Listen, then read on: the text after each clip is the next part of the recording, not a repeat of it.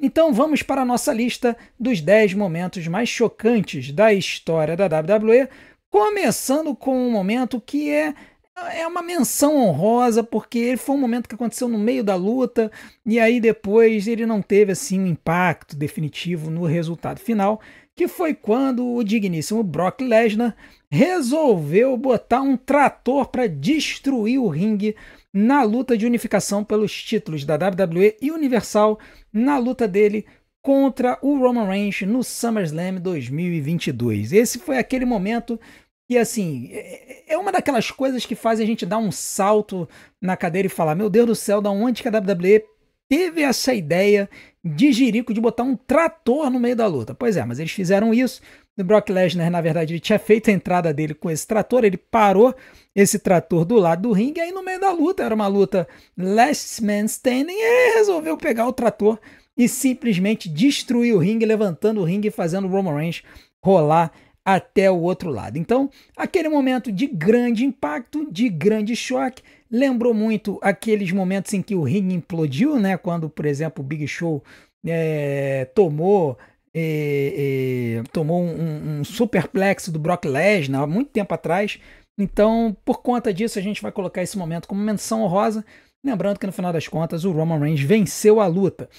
Bom, começando a nossa lista, a gente vai lembrar, e essa lista ela vai ter um monte de momentos de cash-in do Money in the Bank. Por quê?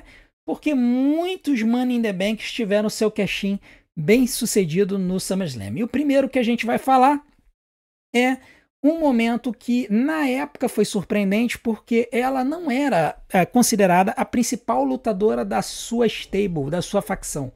Porém, ela havia ganho o Money in the Bank, e aí quando chegou no SummerSlam, ela resolveu utilizar a sua pasta, fez o cash-in e acabou ganhando o campeonato feminino da WWE. Nós estamos falando de Io Sky, que fez o cash-in em cima da Bianca Belair no SummerSlam de 2023.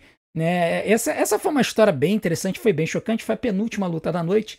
A Bianca Belair tinha acabado de ganhar o campeonato da WWE numa luta contra a Asuka, que era campeã, e a Charlotte Flair. E aí a Bianca Belair estava comemorando a sua conquista, e aí veio a Io Sky com a maleta, fez o cash-in e derrotou a Bianca Belair, ganhando o campeonato da WWE pela primeira vez na carreira. Depois, as suas colegas de Damage Control, a nossa digníssima Dakota Kai e a Bayley, vieram para comemorar a conquista com a Io Sky. Foi um momento surpreendente, um momento muito legal, que muitos fãs da Io Sky clamavam, né, desde quando ela havia vindo da NXT, e foi um momento que muitos fãs vibraram muito.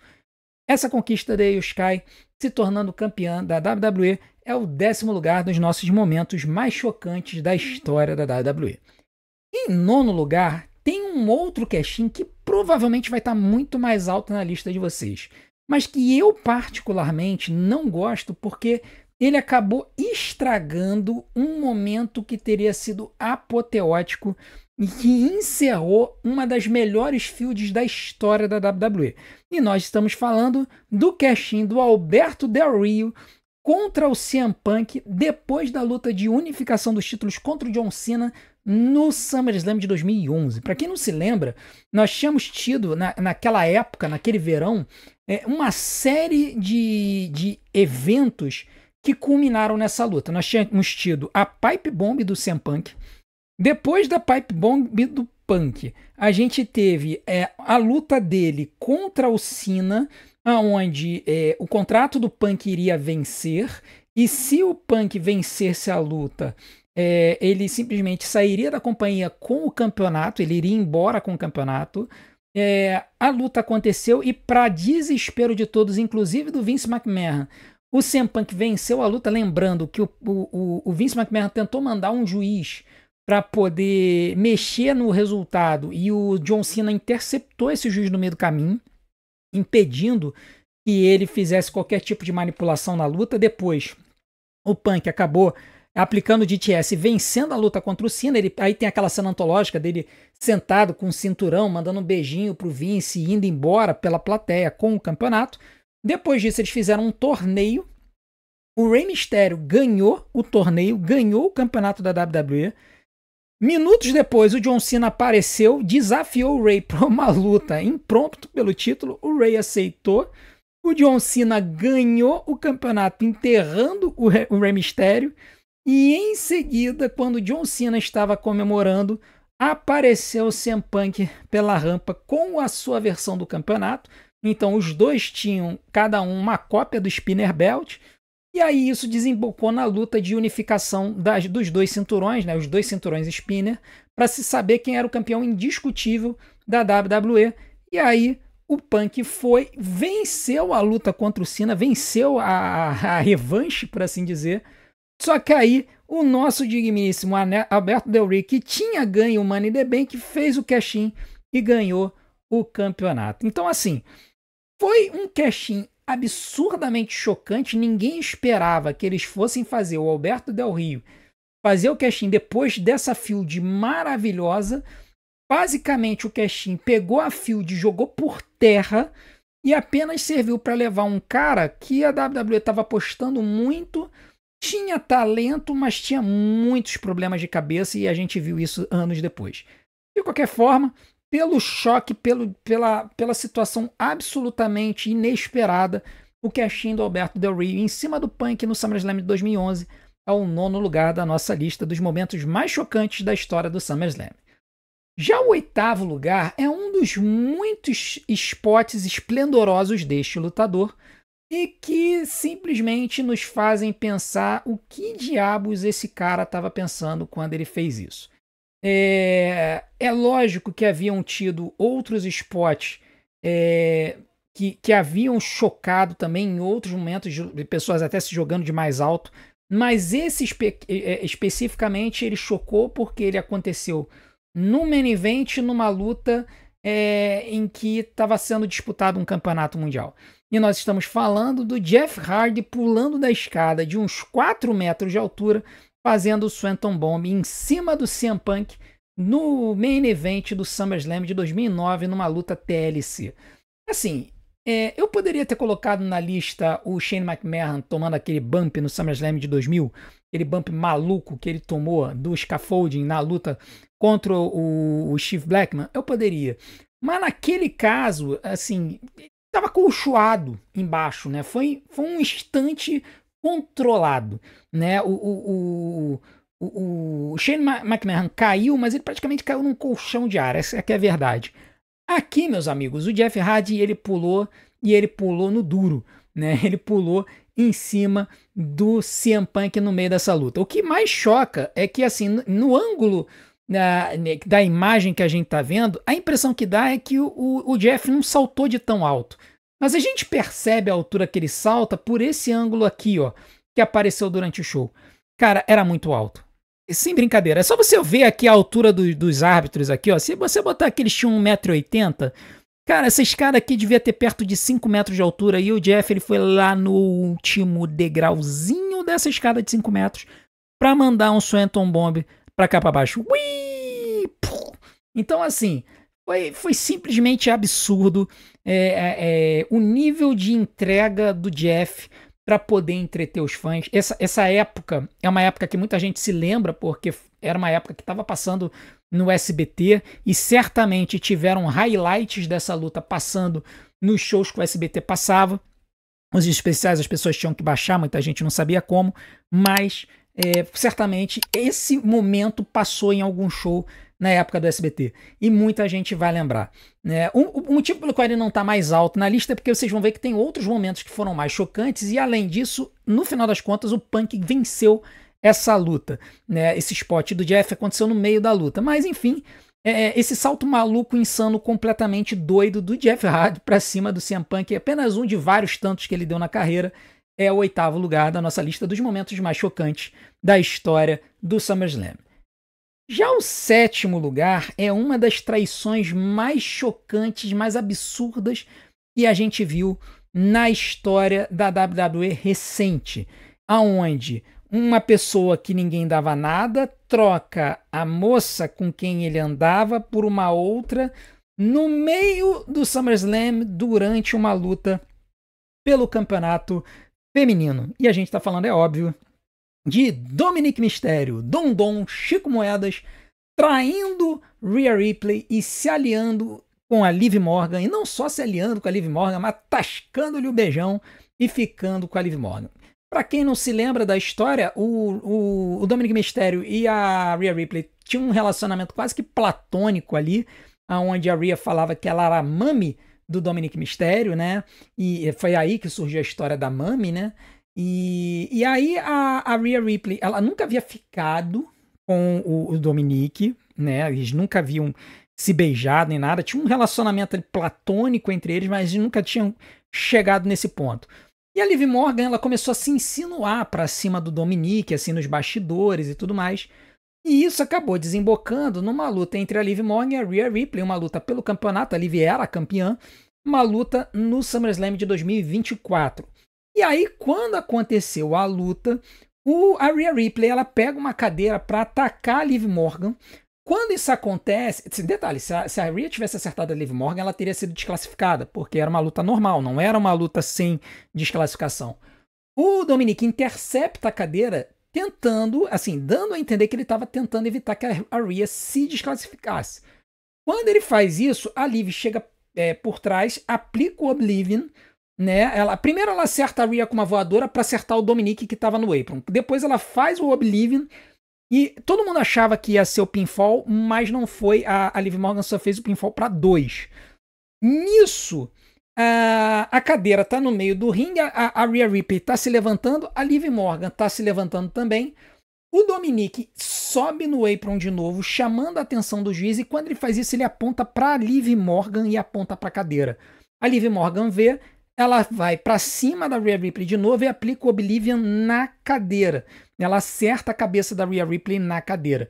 Ela vai pro pinfall, o juizão faz a contagem, o pinfall 1, 2, 3. A Liv Morgan mantém o título numa luta que todo mundo achava e apostava que a Rhea Ripley iria ganhar o título. A Liv Morgan mantém.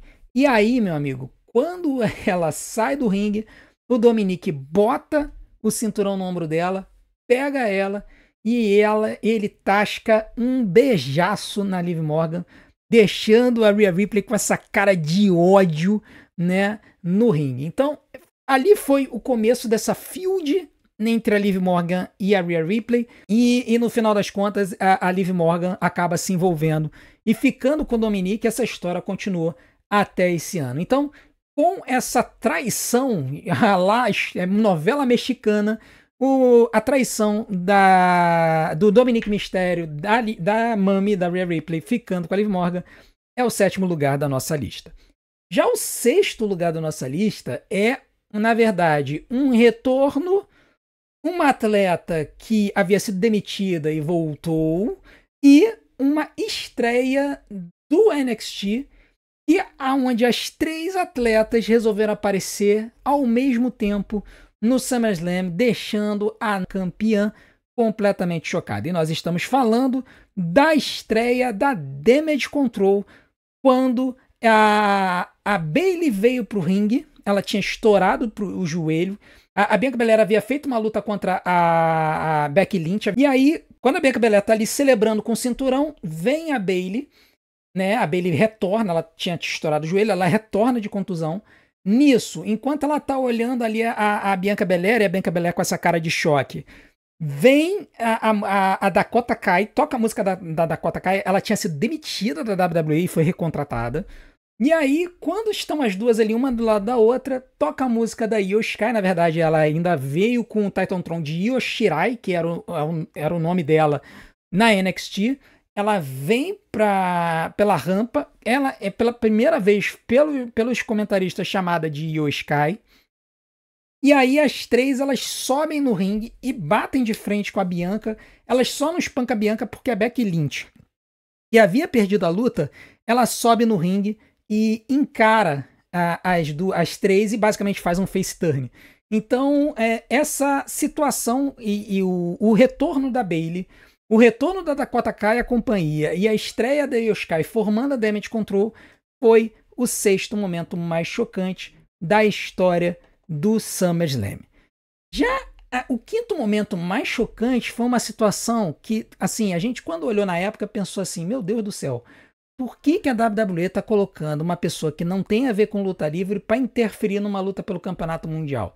Nem parece algo que eles já estão fazendo hoje, né? Eles fazem isso não mais de hoje, eles já fazem há muito tempo. Só que assim, foi uma situação tão nada a ver na época que assim a gente pensou, mas por que isso aconteceu? Eles nunca explicaram direito. O fato é que aconteceu, foi chocante, ninguém entendeu nada e isso acabou resultando em uma mudança de título. E nós estamos falando da interferência do Jon Stewart, que é um apresentador de talk show nos Estados Unidos, que havia participado da história do build dessa luta do John Cena com o Seth Rollins. E quando ele entra no ringue, que ele tinha tido problemas com o Seth Rollins, ele simplesmente resolve atacar o Cena. E aí, no processo, ele vira heel, né? O Jon Stewart vira heel. E ele acaba dando a vitória para o Seth Rollins. O Seth Rollins ele era o campeão da WWE. O John Cena era o campeão dos Estados Unidos, era uma luta title for title, e aí com isso o Seth Rollins se tornou campeão dos Estados Unidos, mantendo o campeonato da WWE, e isso aconteceu no SummerSlam de 2015. E assim, gente, quando você pensa nessa situação toda, em como ela aconteceu, você pensa assim, meu Deus do céu, por que botar o apresentador de talk show para interferir numa luta que era praticamente um main event? Pois é, eles fizeram isso pelo choque, pela surpresa, né, porque assim veio do nada, e muita gente na época ficou chocada com que a WWE teve essa ousadia de ir tão longe nessa situação.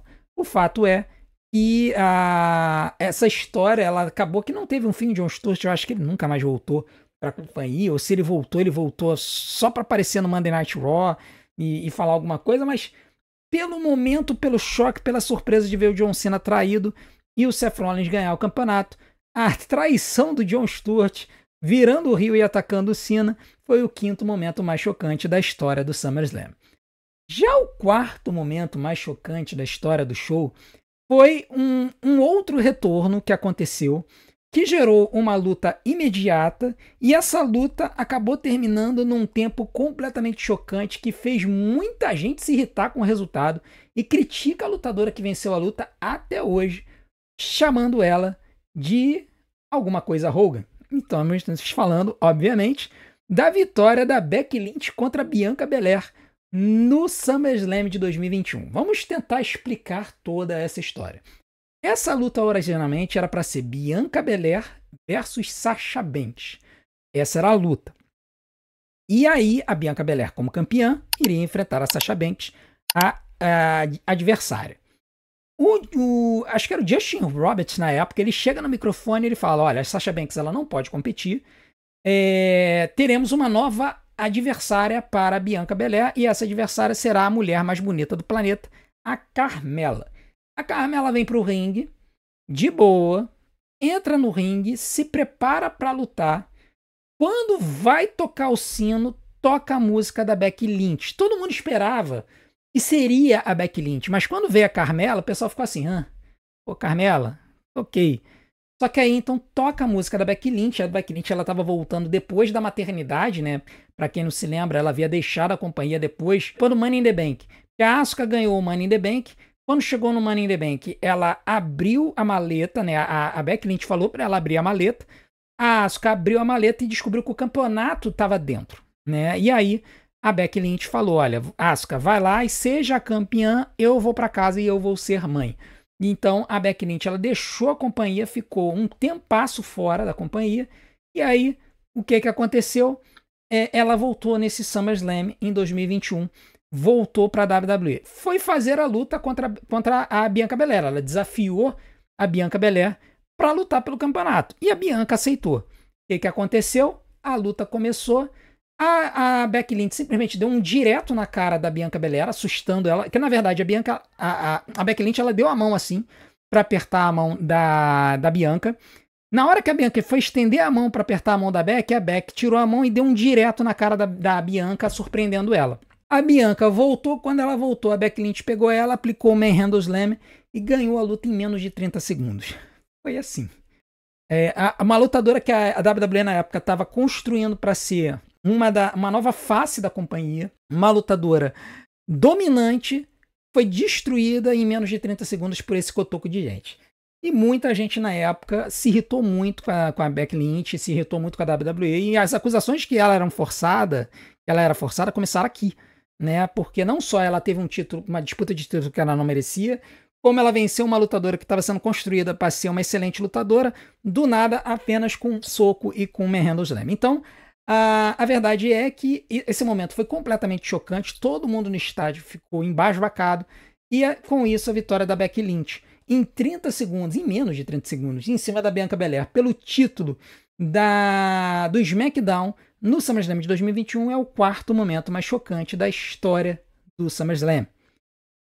Já o terceiro momento mais chocante da história do SummerSlam não é um momento em si, mas são 15 intermináveis minutos de um dos squashes mais absurdos que foram vistos na história da WWE. E nós estamos falando da vitória do Brock Lesnar sobre o John Cena depois de dar 16 suplexes nele e no processo inventando o Suplex City. Isso aconteceu no SummerSlam de 2014.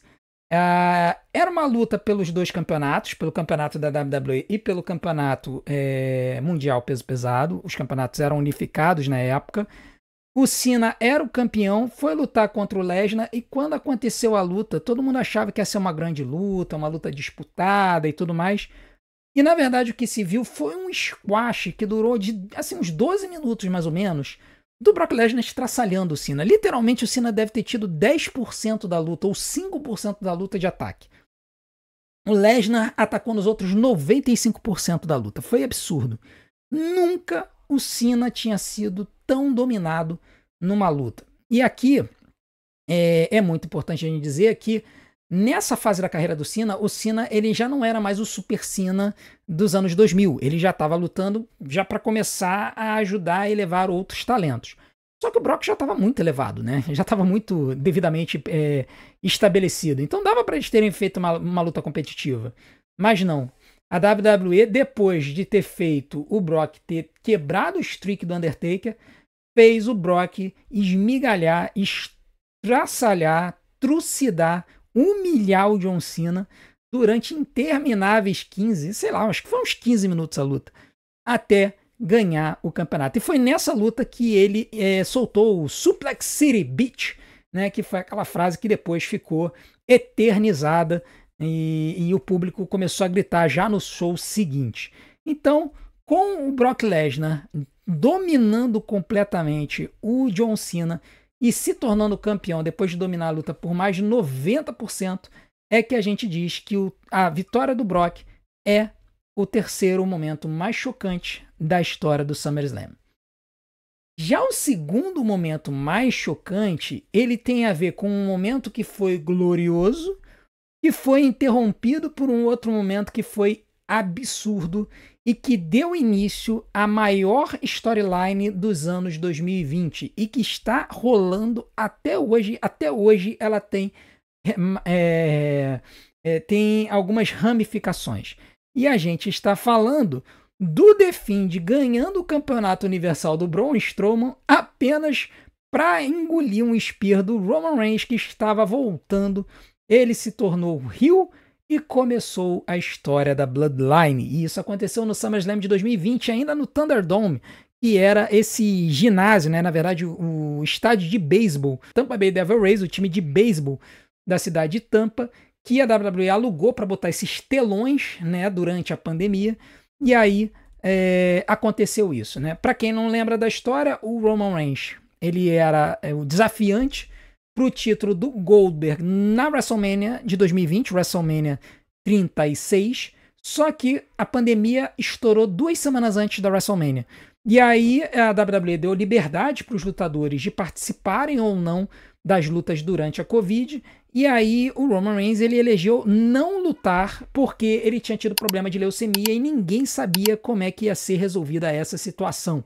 Ninguém sabia como é que era essa história de Covid, de coronavírus, qual era o impacto e qual não era. Não tinha vacina ainda, não tinha máscara, quer dizer, o pessoal usava máscara, tinha que ter distanciamento, tinha teste, era uma confusão. E aí muita gente imaginava que o Roman não ia voltar tão cedo. Mas o que aconteceu nesse show foi que aconteceu a luta do Braun Strowman contra o The Fiend que havia estreado um ano antes na WWE. Ele luta contra o Braun Strowman, ganha o título numa luta assim, sensacional, depois que o Braun Strowman dá 2 Sister Abigails no ringue sem a lona, assim, na ripa de madeira. E aí, quando o The Fiend tá comemorando, quando ele vira pro lado, simplesmente aparece esta pessoa, né, essa pessoa que é aura pura, dá um spear no The Fiend, e aí todo mundo achou assim, beleza, ele atacou o Rio, vai ficar por isso mesmo, né? Não, o Roman Reigns sai do ringue, dá a volta e dá um spear no Braun Strowman, destruindo todo mundo. E aí, na semana seguinte, o Roman Reigns ele consolida o seu heel turn quando ele se alia ao Paul Heyman, e ali começa a história da Bloodline.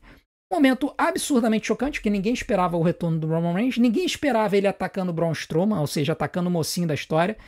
O pessoal começou a pensar, poxa, então o Roman Reigns finalmente vai se tornar vilão, algo que todo mundo estava pedindo durante toda a era Big Dog. E quando isso se confirmou, iniciou a fase verdadeiramente boa da carreira do Roman Reigns.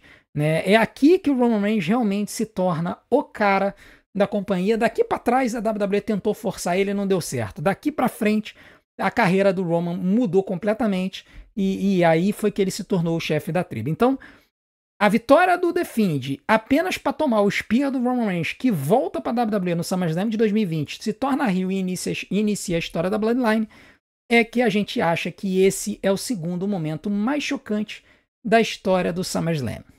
E o primeiro momento é aquele momento que eu já falei para vocês que me dá um ódio terrível, uma raiva enorme só de lembrar. Eu falei sobre isso nos cashins mais importantes, os maiores cashins da história do Money in the Bank, e eu falei para vocês na época que era hors concours na minha lista porque eu odiava esse momento. Só que não tem como negar o impacto, o choque desse momento na história do SummerSlam. Ele aconteceu no SummerSlam, então esse é o momento número 1 da nossa lista. E sim, nós estamos falando do cash-in do Randy Orton sobre o Daniel Bryan no SummerSlam de 2013. Né? Para quem não se lembra, o Daniel Bryan havia lutado contra o John Cena pelo campeonato da WWE e ganhou do Cena limpo no ringue, uma coisa que pouquíssimas pessoas conseguiram na história, principalmente nessa fase da carreira do Cena, que o Cena ainda era o top guy da companhia. Isso foi em 2013, e o Daniel Bryan foi lá e conseguiu derrotar o Cena. E, se não me engano, foi nessa luta, inclusive, que ele estreou o Running Knee, né, que era o Shining Wizard como finalizador. Posso estar enganado, mas eu acho que foi nessa luta que ele estreou o Shining Wizard como finalizador. E aí o que aconteceu? Bom, o que aconteceu foi que o Daniel Bryan estava comemorando, o Triple H era o juiz da luta, a música do Randy Orton tocou, ele veio pro ringue com a maleta, ele levantou a maleta, o Daniel Bryan ficou chamando o Randy Orton para vir para a luta, só que ele não esperava que o Triple H pelas costas iria puxar o Daniel Bryan pelo ombro e aplicar um pedigree, né? E nisso o Triple H se tornou heel, o Randy Orton entrou no ringue, entregou a maleta, o Triple H entregou a maleta pro Timekeeper, mandou tocar o sino tocou, o Randy Orton só cobriu o Daniel Bryan. 1, 2, 3, vitória de Randy Orton, se tornando o novo campeão da WWE e no processo inaugurando a autoridade, né? Porque aí o Triple H ele se alia ao Randy Orton e aí começa aquela história de que o Daniel Bryan é apenas um lutador nota B, enfim, começa toda aquela coisa que vai estourar de vez o movimento Yes e vai desembocar naquele momento antológico que aconteceu na WrestleMania de 2014, a WrestleMania 30. Então, assim, até hoje me dá raiva quando eu me lembro dessa história. Não tem jeito, gente. Não tem jeito. Passaram-se 12 anos dessa história e ainda me dá raiva só de ver o que aconteceu. Mas é inegável a surpresa, o choque e tudo que esse momento causou no desenvolvimento da história até a WrestleMania de 2014.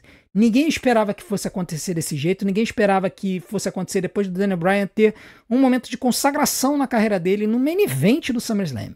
E é por isso que o cash-in do Randy Orton sobre o Daniel Bryan na SummerSlam de 2013 com o heel turn do Triple H foi o momento mais chocante da história do SummerSlam. Bom, essa é a minha lista, essas são as minhas opiniões, eu quero saber a sua opinião. Para você, qual foi o momento mais chocante da história do SummerSlam? Aquele momento que fez você pular da cadeira e ou vibrar de alegria ou vontade de dar uma cadeirada na televisão. Eu quero saber a sua opinião, coloca aqui embaixo, porque eu adoro ver o que vocês falam. E não deixe de continuar a nos ajudar assistindo e maratonando os nossos vídeos para que o YouTube continue a nos divulgar. Vou botar algumas opções aqui na tela para vocês. Amanhã terá um novo vídeo do SummerSlam e eu aguardo vocês. A gente se vê do outro lado. Um grande abraço. Até a próxima.